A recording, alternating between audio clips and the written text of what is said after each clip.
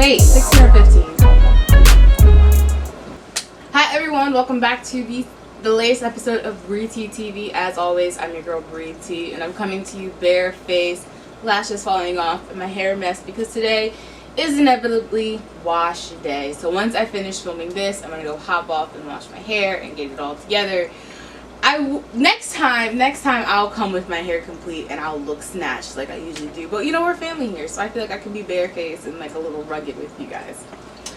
In today's episode, we're going to be talking about something that is extremely important for every creator, whether you're black or white, especially if you're black, because black creators are the ones who are used and abused the most and often forgotten that they can even create anything.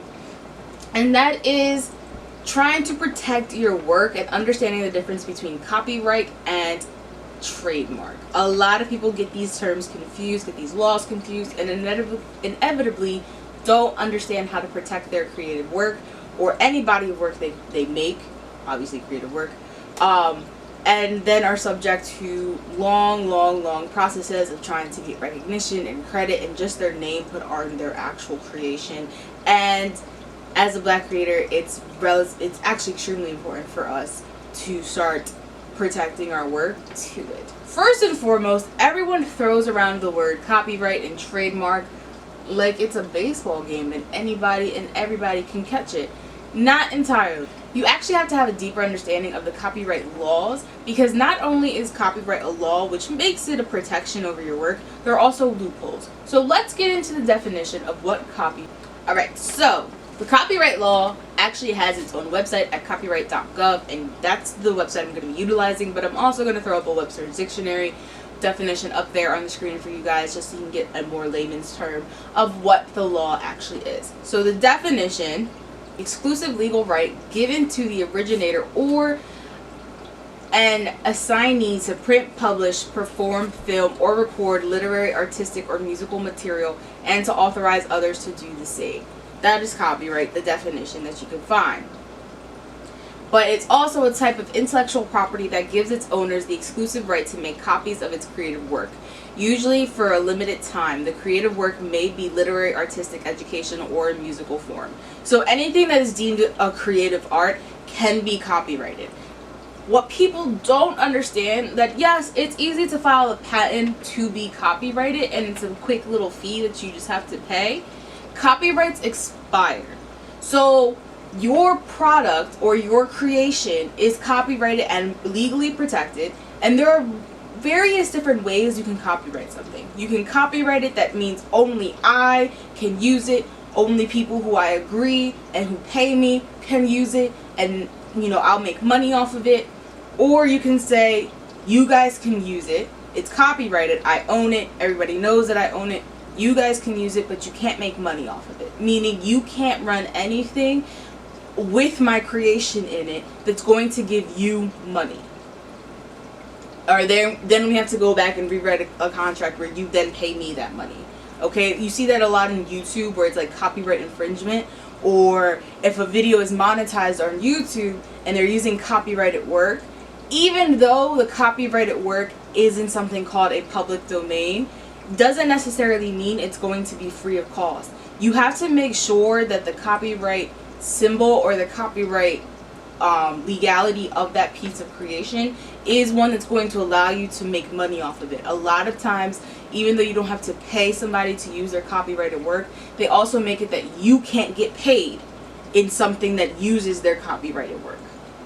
And not only that, copyright expires. Nothing is copyrighted their entire to the be all end all of time.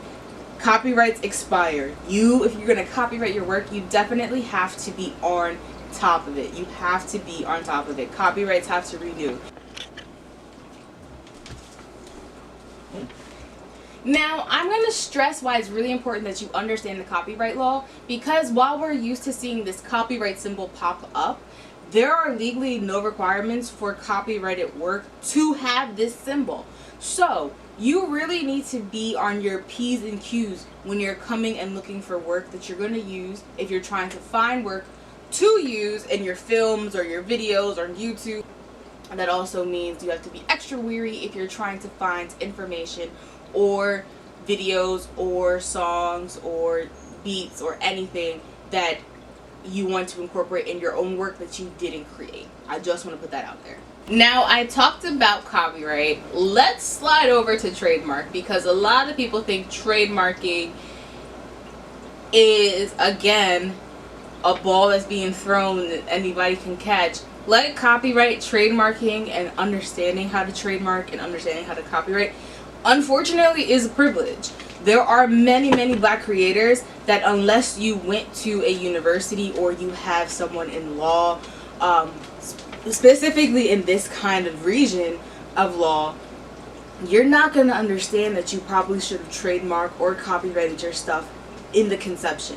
So basically, your work is always, the minute you create something, you own it. That is yours, regardless if you've copyrighted it or not.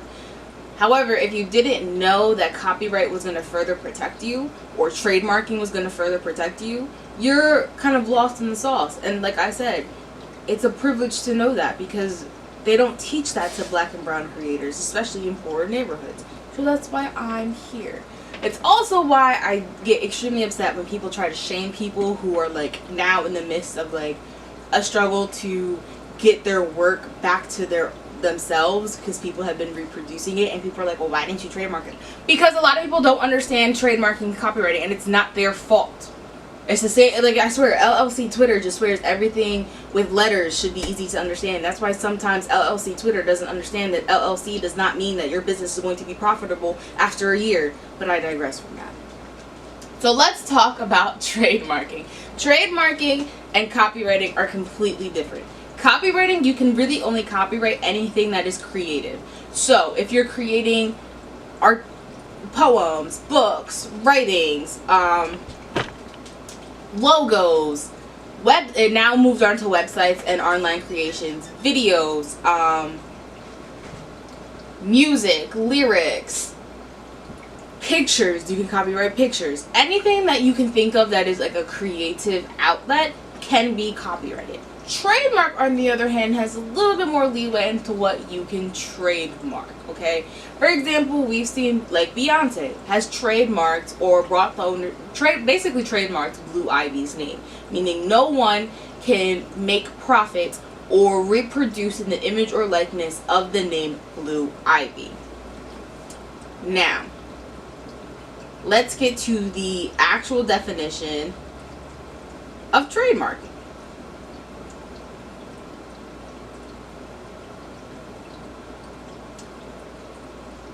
Alright, so when you Google it, a trademark is a symbol, a word, or words legally registered to establish the use of representing a company or product.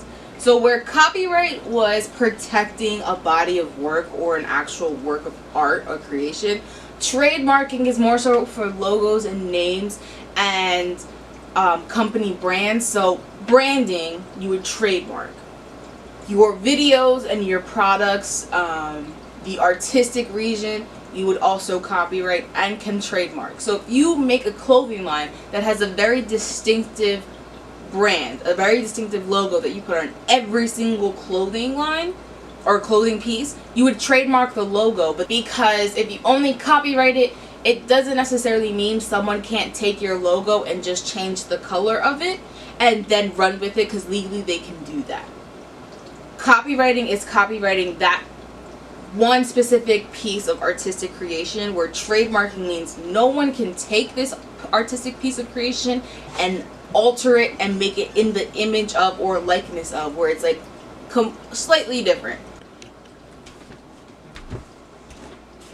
Okay, so trademarking is kind of just as easy as getting a copyright, however, not as cheaply. Okay, trademarking takes about 90 minutes to complete the application, and there are two types of trademarking. You can either get it on a state level or you can get it on a federal level, depending on what your small business is.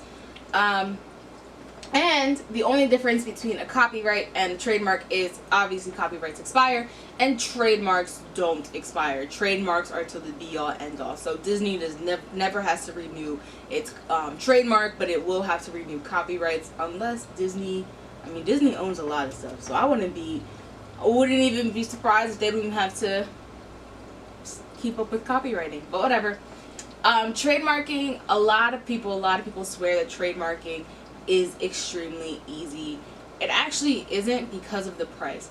To trademark your brand logo or business, it could cost you almost $300 to trademark. Now, because it's a permanent investment, to some people, especially business owners, that may not seem like a lot of money, and it may seem like a smart investment. However, if you're just starting out, or people are saying trademark is easy, trademark is like $4, it's $300. It's up close to $300. It's between $100 and $275 if I'm being correct. So just keep that in mind, that trademarking not only is for logos and brands, and it protects the image and likeness, meaning no one can reproduce anything that has a similar quality. So example, Apple is copyrighted, and if you grew up watching Nickelodeon, instead of having an Apple phone, they literally had a pear-shaped smartphone. They were trying to get away from the image and likeness of an Apple smartphone, so they did not have to combat legally with Apple, because Apple was not only trademarked, it was copyrighted. Now, I gave those definitions because I wanted to give some clear understanding for people who are creating on YouTube or posting videos on YouTube and not understanding how copyright and trademark works. I wanted also to make this video because I don't want you guys to get your kind of legal advice, like copyright advice, from like areas like drama channels, for example. Drama channels are the first ones to use something called fair use. And fair use is technically a loophole in the copyright avenues. And fair use basically means is the doctrine that brief excerpts of copyright material may, under certain circumstances, be quoted verbatim for purposes such as criticism, news reporting, teaching, and research without the need for permission from or payment to the copyright holder. That is fair use. So you see it a lot in drama channels, where a lot of drama channels will be like, we use this in fair use, and they're going to take like tweets and Instagram stories and other YouTube videos that these little influencers, white influencers, have made, because the drama channels only talk about white influencers, because white influencers can literally influence anybody to do anything without even trying, but whatever. And they say fair use. Well, technically, I think the drama channels are using fair use incorrectly. When you are screenshotting someone's tweet or screenshotting their Instagram story, those aren't copyrighted. Those, unfortunately, are not copyrighted because a lot of people don't think to copyright their pictures or their accounts. So just because the account is verified, these drama channels use fair use, which believe people to, exempts them from any legal issue, but they're using fair use incorrectly because no one copyrights their tweets. Okay, no one copyrights their TikToks, and no one copyrights their Instagram stories. Unless the Instagram story or TikTok or tweet is an ad for another company, then most likely it's kind of copyrighted, but no one really thinks to copyright their social media. So that's where, if you're following drama channels, you're like, I have an understanding of fair use, just know that they're not using that completely correctly, because none of that was even copyrighted to begin with. It was owned by those people who tweeted it, posted it, and danced to those stupid bullshit songs. But it does not mean that it's copyrighted and you were ever going to be in trouble.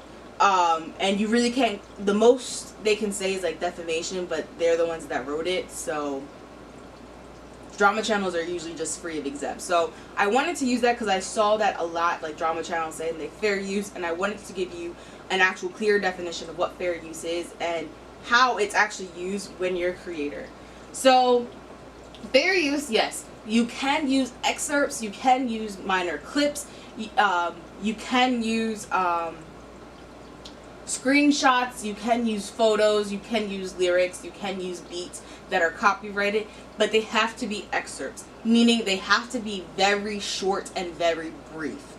You cannot take the entire song of Poetic Justice by Kendrick Lamar and put that in your video and say fair use. Absolutely not. It has to be brief.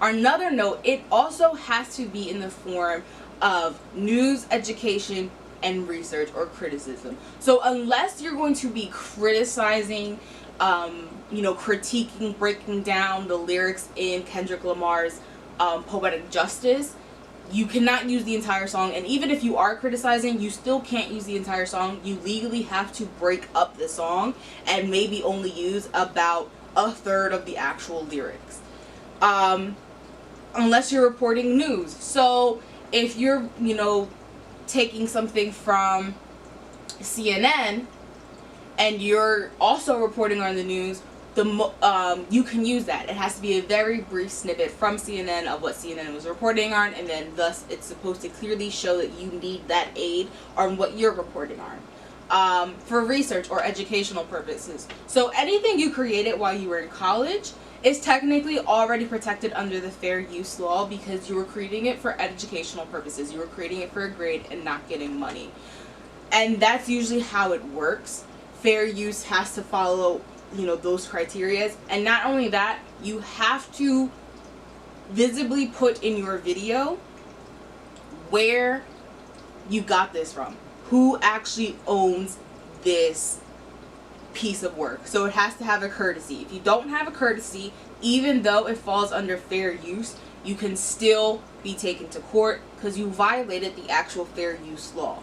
Don't just go to the definition of fair use, what I just read, and think that that's the be-all, end-all. You still have to follow guidelines to follow into the fair use law to be protected when you're using copyrighted work. Now, I really wanted to stress these two laws because y'all know how I said I was going to tie in a lot of Black Lives Matter, and this is a page that is for Black creators and encouraging Black creators to be better, do better, and boss up and take over. So I wanted to make an example. We'll show an example, or talk about an example of trademarking and copywriting, and the fact that trademarking and copywriting understandings are completely privileged, and is not easily accessible. It's not equal access across the board for every creator. So you guys know, in the height of the George Floyd protest, a country group formerly known as Lady Antebellum decided, after almost a decade basically of having the name Antebellum, it's like everybody finally discovered a fucking history book that actually taught history, discovered that Antebellum had very, very, very racist connotations because it's antebellum. Whew. So they decided to change their name from Lady Antebellum to Lady A, right? Simple. Performative. However, what they didn't know, or they must have known, was that there was already an established singer, a Black woman named Lady A. Now, Lady A and Lady Antebellum are currently in the midst of a trademark, not a trademark, but kind of in the midst of a legal battle to see who gets the name. Unfortunately, it's kind of disconcerting because it's a white country group with high-powered lawyers against a Black singer who probably does not have the same legality power as they have. So I can only imagine that this is going to turn out like everything else, white people win. Even though Lady Antebellum ended up posting a screenshot on their Instagram saying that they were working favorably with Lady A and that everything was homeostasis and all great. However, literally the week later, they filed a lawsuit within the courts of Tennessee stating that they have the right to the name Lady A, that they had tried to trademark, they said.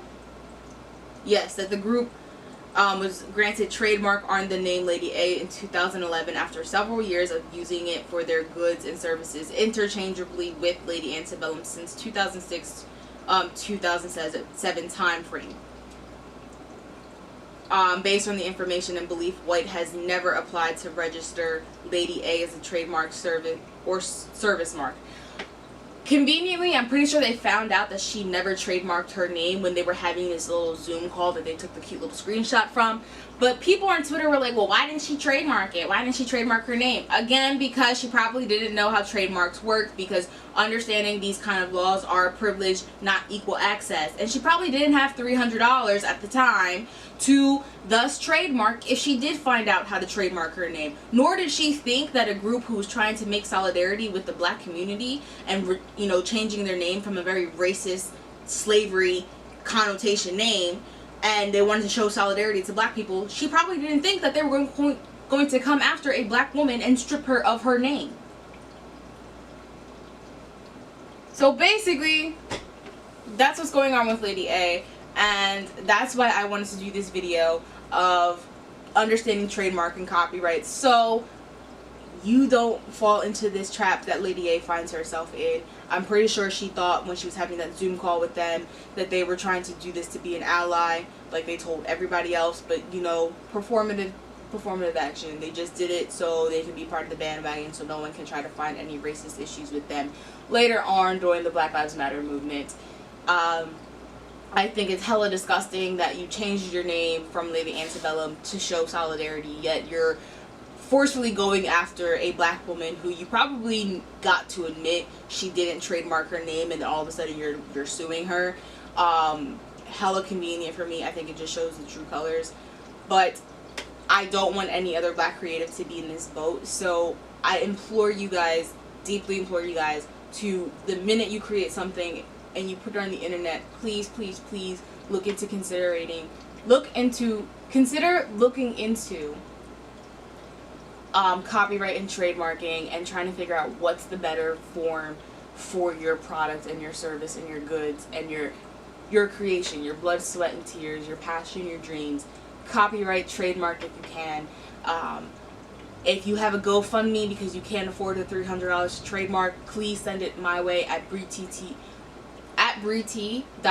on Instagram. I'll be sure to donate and share it amongst my followers so we can get you the funds you need to trademark and protect your things. If you need more information on how to copyright or trademark, please visit the websites down below in the description box. They're all government websites, meaning that no one else but the actual law will be stated there. If you need any help understanding copyright laws or fair use laws, or whether or not you should be in the public domain or copyrighted domain, I'm more than happy to answer the questions. It's something that I've really been researching ever since I was in college, and now being my own filmmaker is something that I'm still actively looking into. So if you need any more information about these, please don't hesitate to reach out, because Lady A does not deserve this to be happening to her, and I don't want anybody else to be going through this, where you spent years and years and years of your hard work, your dreams, and for people to just come and take it because they knew you didn't have access to that information. They used your lack of privilege against you. So that's all for this episode of Brie TV. Remember to look into copywriting or trademarking, whatever best suits your purposes. Remember, copyright protects any creation you make, whether that be any creative acts of work or bodies of work, and trademarking protects your logo, brand, and business. They are not the same. They don't protect the same. One's permanent, one's a renewal. If you have any questions, feel free to drop a comment down below, and I'll be more than happy to chat with you to give you the best information I possibly can. Yeah, just looking at that Lady A situation just made me mad all over again, so I just wanted you guys to really understand why I did this video, because she doesn't deserve that to be happening to her. Okay. But this is all for this episode of Brie TV. As always, I'm your girl Brie T. Don't forget to follow us on Instagram at Brie.tv. And don't forget to check in next week for a new episode of Brie TV, where I'll be going into the beginnings of what I did for pre-production for my latest film, and how to pre-product in quarantine, because it's fucking weird. But that's it for today. As always, I'll see you guys next week. Thank you so much for joining in. Don't forget to like, share, and subscribe, and we'll see you next week. Bye guys.